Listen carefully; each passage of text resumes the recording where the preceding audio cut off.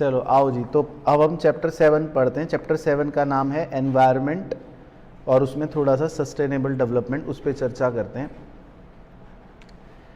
तो सबसे पहले तो एनवायरनमेंट का क्या मतलब है। तो एनवायरनमेंट का मतलब है सब कुछ। सब कुछ मतलब ये कि जो आप सोच सकते हो, जो आप नहीं भी सोच सकते वो भी, है ना। तो it includes everything, biotic and abiotic factors that influence each other. तो जैसे कुछ बायोटिक एलिमेंट्स क्या क्या हो सकते हैं भाई, चिड़िया, जानवर, पौधे, जंगल, मछलियाँ, ये सब बायोटिक एलिमेंट्स हैं। अबायोटिक एलिमेंट्स क्या हैं जी, हवा, पानी, ज़मीन etcetera, non living elements basically, है ना। तो बेसिकली मतलब एनवायरनमेंट में सब कुछ ही आ जाता है। अब सबसे पहला 3 नंबर का क्वेश्चन जो बनता है, टॉपिक भी है वो, कि एनवायरनमेंट के फंक्शंस क्या हैं, ठीक है ना। तो वो बस आप ध्यान रखना एनवायरनमेंट के फंक्शंस क्या हैं। तो जैसे पहला मेन फंक्शन है सस्टेन्स लाइफ। इसका मतलब ये है कि भाई जो हमारा ये ह्यूमंस का या एनिमल्स का ये जो हमारा जीवन है ना, ये हमारी जो लाइफ है, ये एनवायरनमेंट की वजह से ही है। अगर ये ऐसा एनवायरनमेंट नहीं होगा तो फिर ये लाइफ भी नहीं हो सकती, है ना। अब हम सोचें कि चलो जुपिटर पर लाइफ है क्या, नहीं है, क्योंकि वहाँ का एनवायरनमेंट अलग है।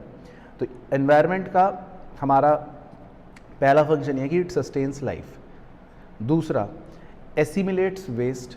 एसिमिलेट्स का मतलब क्या होता है, एब्जॉर्ब करना। क्या होता है जी, एब्जॉर्ब करना।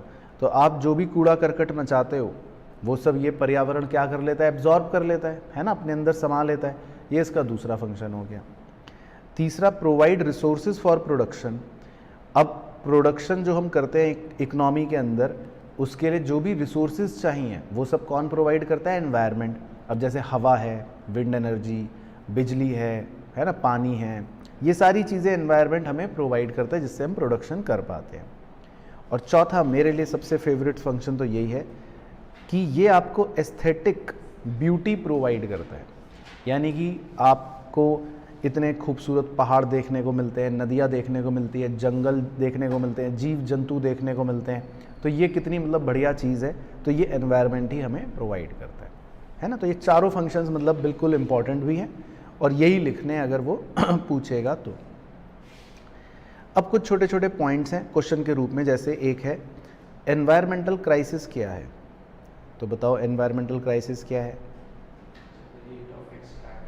वेरी गुड, हाँ बिल्कुल सही। तो ये ऊपर वाले क्वेश्चन के फॉर्म में दे रखा है कि जब आप रिसोर्सेज जो एक्सट्रैक्ट कर रहे हो एनवायरनमेंट से वो ज़्यादा कर रहे हो, और जो वो रीजनरेट हो रहे हैं वो थोड़ा कम हो रहे हैं धीरे धीरे। बिल्कुल सही। तो यही 2 बातें हैं, बिल्कुल सही का कृष भाई। ये एग्ज़ाम के लिए यही याद रखने हैं दोनों पॉइंट, कि आपका रिसोर्स एक्सट्रैक्शन जो है वो मतलब ज़्यादा है, और रिसोर्स जनरेशन जो है वो कम है। और दूसरा ये कि जो हम वेस्ट जनरेट कर रहे हैं वो हमारी एब्जॉर्प्शन कैपेसिटी को एक्सीड कर रहा है। तो अगर हम ये चाहते हैं कि एनवायरमेंटल क्राइसिस ना हो, तो हमें इन दोनों बातों का ध्यान रखना चाहिए कि मतलब एक्सट्रैक्शन कम होना चाहिए, और वेस्ट जो है वो भी एब्जॉर्प्शन कैपेसिटी के अंदर अंदर रहना चाहिए। अगर हम ये दोनों नहीं करेंगे तो फिर एनवायरमेंटल क्राइसिस हो जाएगा। बाकी ये पूछ रहा है कि explain the demand, supply demand reversal of environmental resources. तो इस पर कोई टिप्पणी। तो देखो यहाँ से पढ़ना, in the past demand for environmental resources and services was much less than their supply. देखो अगर हम भूतकाल में चलें, आज से बहुत वर्षों पहले, तो एनवायरमेंटल रिसोर्सेज की जो डिमांड थी वो कम होती थी, है ना। सप्लाई बहुत थी, मतलब पहले बहुत सारे पेड़ होते थे, जंगल, मान लो नदियाँ होती थी। लेकिन धीरे धीरे हमने उन रिसोर्सेज को यूज़ कर करके अब डिमांड इतनी बढ़ गई, पानी की डिमांड इतनी बढ़ गई, बिजली की, कि वो चीज़ें क्या हो गई, धीरे धीरे कम हो गई, ख़त्म हो गई। हमने इतना ज़्यादा क्या करा, मतलब रिसोर्स को एक्सट्रैक्ट कर लिया। तो आज के ज़माने में देखो presently the demand for resources क्या हो गए, बहुत ज़्यादा बढ़ गए। तो मतलब इस चीज़ को उसने बोल दिया सप्लाई डिमांड रिवर्सल। रिवर्सल का मतलब तो पता ही है ना कि क्या होना, पलट जाना। तो पहले मतलब होता था, सिंपल भाषा में बोलूँ तो डिमांड कम थी, सप्लाई ज़्यादा। लेकिन आज हमने इतना ज़्यादा रिसोर्सेज को इस्तेमाल करना शुरू कर दिया और इतनी ज़्यादा डिमांड बढ़ गई कि अब सप्लाई कम है। इसी को मतलब एक्सप्लेन करना है। बाकी एक और पॉइंट है क्वेश्चन के रूप में कि explain how the opportunity cost of negative environmental impacts are high. तो बताओ क्या परिणाम होंगे कृष, ये जो हम हरकतें कर रहे हैं पर्यावरण के साथ।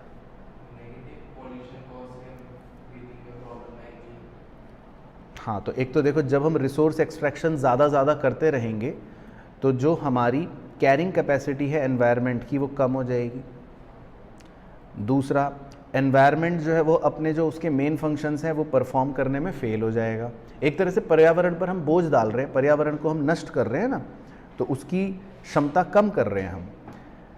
तीसरा, हमें कुछ और इको फ्रेंडली तरीकों को एक्सप्लोर करना पड़ेगा कि किस तरह से हम रिसोर्सेज मतलब एक्सट्रैक्ट करें लेकिन इको फ्रेंडली तरीके से, जो पर्यावरण को नुकसान ना दे। इस बात का हमें ध्यान रखना पड़ेगा। तो मतलब इन नटशेल जो हम पर्यावरण को नुकसान पहुंचा रहे हैं उसकी अपॉर्चुनिटी कॉस्ट एक तरह से बहुत ज़्यादा है। और हमने देख भी लिया, ये कोरोना जो आया ये बेसिकली इसलिए तो आया कि एक तरह से हमने नेचर के साथ इतना खिलवाड़ करा, तो नेचर कहीं ना कहीं उसका बदला हमसे ले ही लेगी।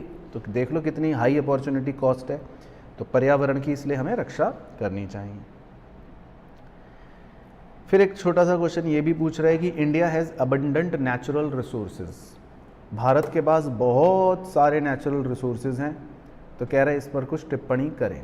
तो इस पर आप क्या टिप्पणी करेंगे कि हाँ है ना, ये टिप्पणी करेंगे।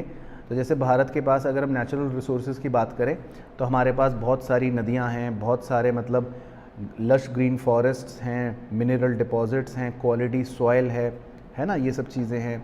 हमारे पास ब्लैक सॉइल है जो कॉटन के कल्टीवेशन के लिए बहुत अच्छी है। इसी तरह हमारे पास इंडो गैंगेटिक प्लेन्स जो हैं हमारे फैले हुए हैं, तो जो हमारे मतलब सबसे ज़्यादा फर्टाइल लैंड माने जाते हैं। इसके अलावा भारत के जो फॉरेस्ट्स हैं वो भी बहुत घने हैं, ग्रीन हैं। इसके अलावा हमारे देश के अंदर भयंकर आयरन ओर, कोल ओर या नेचुरल गैस पाया जाता है। तो मतलब हमारा देश जो है वो एक तरह से कह सकते हैं कि बहुत रिच है नेचुरल रिसोर्सेज में। बिल्कुल, तो अच्छा पॉइंट है। उसके बाद है जी ग्लोबल वार्मिंग। ये आपने सबने सुन रखा होगा। तो इसका क्या मतलब होता है ग्लोबल वार्मिंग का? हाँ, जो एवरेज टेम्परेचर है अर्थ का वो पिछली सेंचुरी के मुकाबले इस सेंचुरी 0.6 सेल्सियस बढ़ गया है। मतलब कि जो गर्मी है वो थोड़ा सा बढ़ गई है, तो उसको हम कहते हैं ग्लोबल वार्मिंग। गर्मी बढ़ने से क्या होगा कि जो बर्फीले इलाके हैं ग्लेशियर्स वो पिघलेंगे तो समुद्री स्तर बढ़ेगा, पानी का स्तर बढ़ जाएगा, जो कह रहा है बढ़ गया है।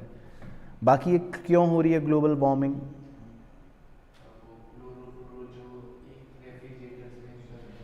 हाँ, तो बिल्कुल सही। जो आप घर में एसी यूज़ करते हो कल से वो बंद, जो आप फ्रिज यूज़ करते हो कल से वो बंद, क्योंकि मेनली इन्हीं सब चीज़ों से जो क्लोरोफ्लोरोकार्बन निकल रहा है वो गर्मी करता है थोड़ा सा। तो बाकी बर्निंग ऑफ कोल, या फिर एक है ये बहुत अच्छा पॉइंट है इंक्रीज्ड कैटल प्रोडक्शन।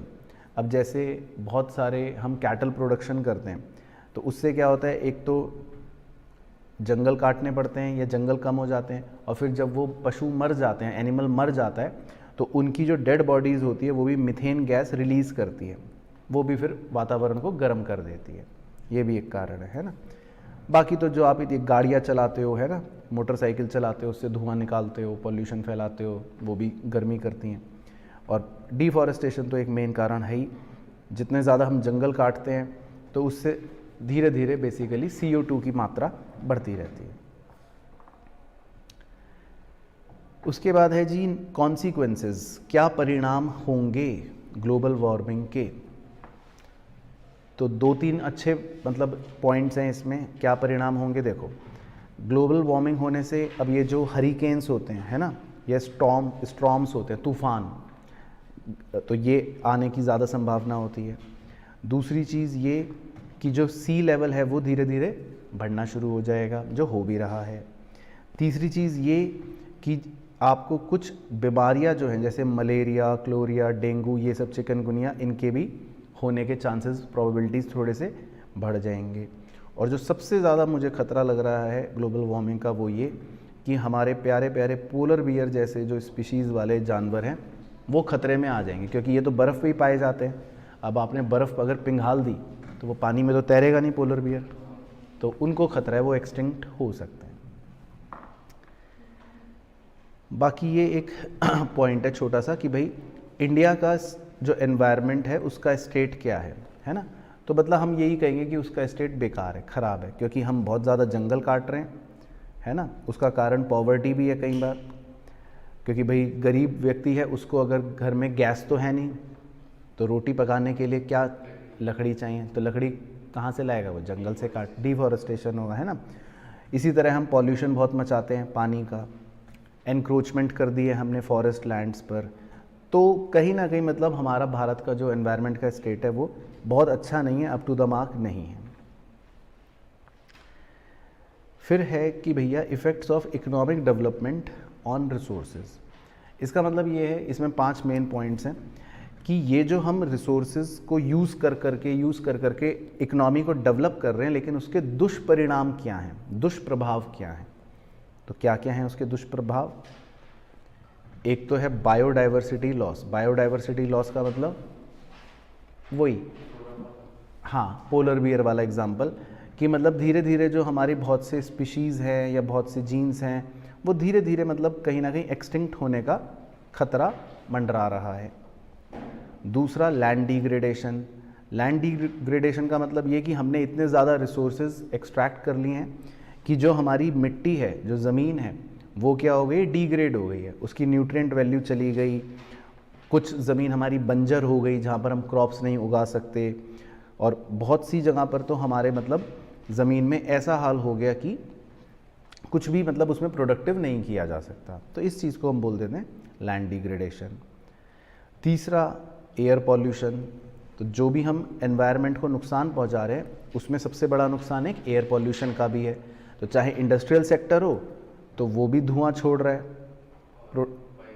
और जो व्हीकल्स वगैरह हम चला रहे हैं वो भी सब धुआं छोड़ रहे हैं। तो कहीं ना कहीं एयर पॉल्यूशन तो फैल ही रहा है हर तरह से, है ना। बाकी एक छोटा सा ये पॉइंट है कि भाई कैसे आप कंट्रोल कर सकते हो जो व्हीकल वाला पॉल्यूशन है उसको। वो बचपन वाले पॉइंट्स लिख सकते हो कि लोगों को बोलो कि पब्लिक ट्रांसपोर्ट ज़्यादा यूज़ करें, अपने प्राइवेट व्हीकल्स ना करें। लोगों को बोलो कि भैया सीएनजी यूज़ करो, पेट्रोल यूज़ मत करो, और थोड़ा बहुत क्लीनर टेक्नोलॉजीज़ जो है उन्हें हमें प्रमोट करना चाहिए ताकि जो पॉल्यूशन है वो कम फैले। उसके बाद चौथा सबसे बड़ा drawback, management of fresh water. तो वाटर की क्वालिटी जो है पूरी दुनिया की वो आपको पता है ख़राब हो रही है ना। तो ये भी पर्यावरण का हमें मतलब नष्ट करने का एक दुष्प्रभाव है कि जो वाटर क्वालिटी है वो धीरे धीरे डिटेरोरेट हो रही है। अब उसका रीज़न क्या है कि भाई मान लो कोई इंडस्ट्री है, वो हवा में तो पॉल्यूशन फैला ही रही है, लेकिन वो जो केमिकल वेस्ट उनकी फैक्ट्रियों से निकलते हैं वो जाके नदियों में मिल जाते हैं। तो अब इससे हमारी रिवर क्या हो जाएगी, मतलब ख़राब हो जाएगी। तो पानी का मतलब वाटर पॉल्यूशन जो है वो भी हमारा मतलब एक बड़ा प्रभाव बन गया। और 5वां दुष्प्रभाव है सॉलिड एंड हजार्डियस वेस्ट्स। बहुत सारे शहरों में, बड़े शहरों में जो सॉलिड वेस्ट्स हैं उनका मैनेजमेंट भी सही नहीं हो पाता। मतलब आप देखते होंगे अगर आसपास भी कहीं, तो जैसे कहीं कूड़ा इकट्ठा हो गया तो वो कूड़ा जला दिया, तो जलाने से क्या है, एनवायरनमेंट को ही तो गंदा करा हमने। तो हमारे पास जो वेस्ट है वो वेस्ट भी हम प्रॉपर तरीके से मतलब नष्ट नहीं कर पाते। अगर आप उस वेस्ट को पानी में फेंक दोगे कहीं तो पानी गंदा हो जाएगा। तो वो भी हमारे यहाँ मतलब एक दिक्कत है कि हम इसको प्रॉपरली मैनेज नहीं कर पाते।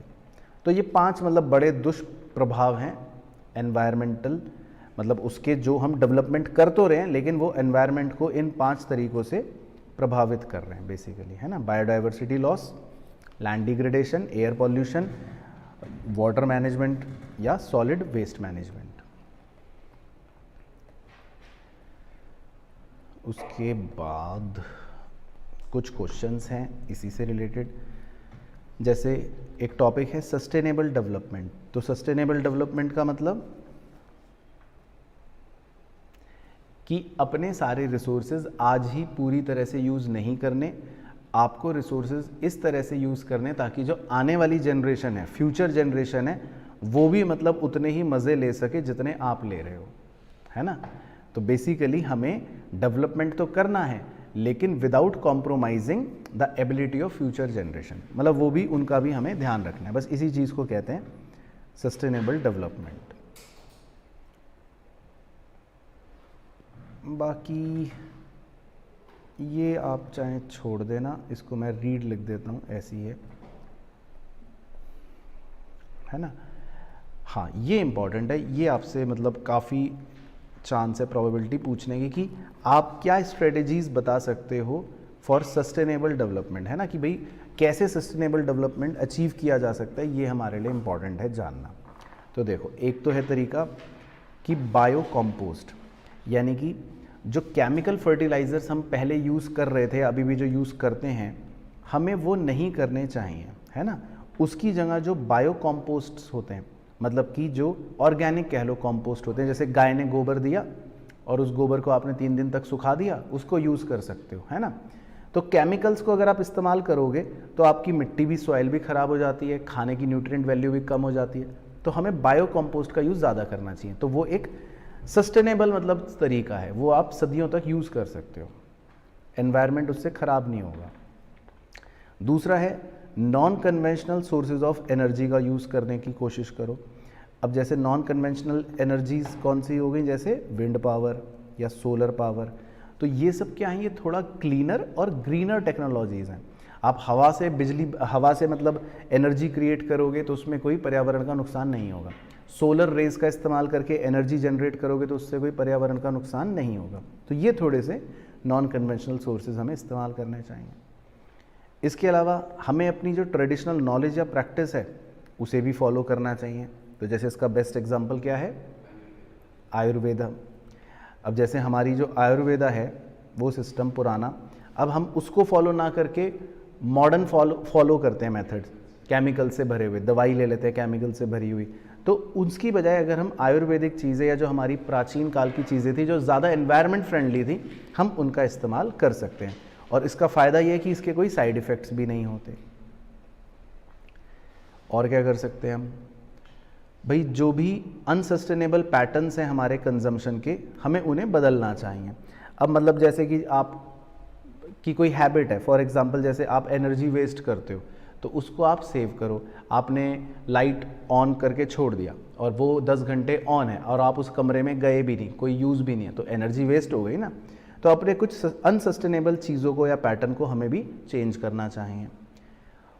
फिर उसके अलावा एक ऑप्शन ये भी है, mini hydel plants. Mini hydel plants का मतलब ये होता है कि जो पहाड़ी इलाके होते हैं वहाँ पे आप देखते ही हो कि लगातार कॉन्टिन्यूस पानी का फ्लो चलता रहता है ना। तो अगर हम छोटे छोटे हाइडल प्लांट्स वहाँ पर लगा देंगे, ये देखो एक दिखा रखा है चित्र में, तो वो क्या करेगा, उस पानी के बहाव से उसको यूज़ करके एनर्जी बना लेगा। तो मतलब इसमें आपको ना तो पर्यावरण का कोई नुकसान होगा क्योंकि ये काफ़ी हद तक एनवायरनमेंट फ्रेंडली ही होते हैं। तो ये भी एक मतलब सस्टेनेबल डेवलपमेंट का तरीका हो गया। इसके अलावा बायोपेस्ट का आप इस्तेमाल कर सकते हो। पेस्टिसाइड्स होते हैं, है ना। अब पेस्टिसाइड्स क्या है, बेसिकली वो भी केमिकल्स होते हैं। तो हमें पेस्टिसाइड्स केमिकल वाले यूज़ ना करके अगर हमें कोई तरीके से पेस्टिसाइड्स यूज़ करने हैं तो हम नीम बेस्ड पेस्टिसाइड्स यूज़ कर सकते हैं। नहीं तो अपना आप एक छिपकली पाल लो, है ना, या एक सांप पाल लो, तो वैसी कीड़े मकोड़े इनको देख के आएंगे नहीं आपकी फसल पे, तो आपको पेस्टिसाइड की ज़रूरत नहीं पड़ेगी। भाई पेस्टिसाइड्स क्यों लगाता है किसान, ताकि उनकी फसल पे कोई कीड़े मकोड़े ना आए। तो आप एक सांप पाल के रख लो, एक छिपकली पाल लो, तो कीड़े मकोड़े वैसे ही नहीं आएंगे। बाकी ये एक और तरीका है कि क्लीनर फ्यूल्स का यूज़ करो। क्लीनर फ्यूल्स कौन से हो गए, सीएनजी, एलपीजी और क्या, है ना। तो हाँ, इनको आप यूज़ करो रादर देन पेट्रोल और डीजल। पेट्रोल और डीजल को यूज़ करोगे तो वो क्या करेंगे, वो ज़्यादा पर्यावरण को नष्ट करेंगे। तो इसलिए तो देखते हो आप आजकल इलेक्ट्रिक बाइक्स, इलेक्ट्रिक कार्स आ रहे हैं, क्योंकि वो पॉल्यूशन कम करेंगे या फ्री हैं, ऑलमोस्ट ग्रीनर हैं। चलो, तो याद आ गई सारी कहानी।